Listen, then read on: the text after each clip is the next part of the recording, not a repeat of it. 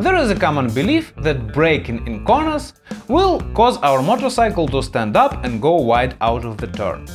While this can happen under certain circumstances, it is not always the case. Let's explore some ways to brake in corners without running wide. As we are going through the corner, our bike is already leaning over to some degree. If we look at the front wheel, we'll notice that the contact patch is no longer directly below the bike. It's now offset to the side. What happens when we apply the brakes in this position? The braking force between the tire and the pavement starts to turn the front wheel more into the turn. Suddenly, we have an effect similar to countersteer. However, it's not we who are turning the wheel, it's the braking force in the contact patch. This causes the bike to stand up, but don't worry yet, it doesn't necessarily mean we will run wide.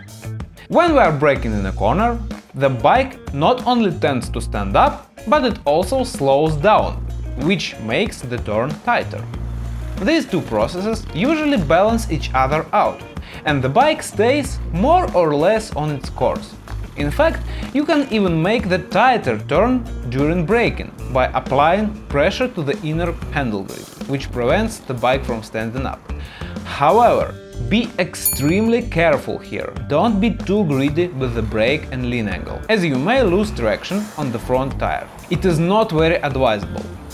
In most cases, if we just brake in a smooth and progressive manner, leave the steering alone and keep our arms relaxed, we'll be just fine. One thing to keep in mind is that if we grab the brake too quickly, there is a good chance that we run wide. This is because our front wheel won't be loaded and it'll swing into the turn rather quickly, causing the bike to stand up and run wide. This is true even with simple non-cornering ABS. However, cornering ABS won't allow us to brake too much too fast, and the bike will stay on its course as a result. So, don't be afraid of braking in a corner.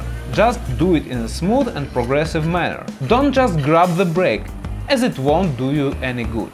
If you brake smoothly, your bike will stand up a little, but it won't go wide. And be sure to practice this in safe, controllable conditions before you decide to do it on the road. It's just like learning to swim. You want to do it in the shallow, not in the deep end. Speaking of which, if you are keen on improving your riding skills, make sure to check out my channel for more detailed videos. In addition, you may want to explore my video courses. I have them for beginners and for advanced riders as well. These courses provide a structured step-by-step approach to self-training, with comprehensive explanations of each exercise and the specific skills and techniques you'll acquire. All you will need is a bike, an empty parking lot and some spare time.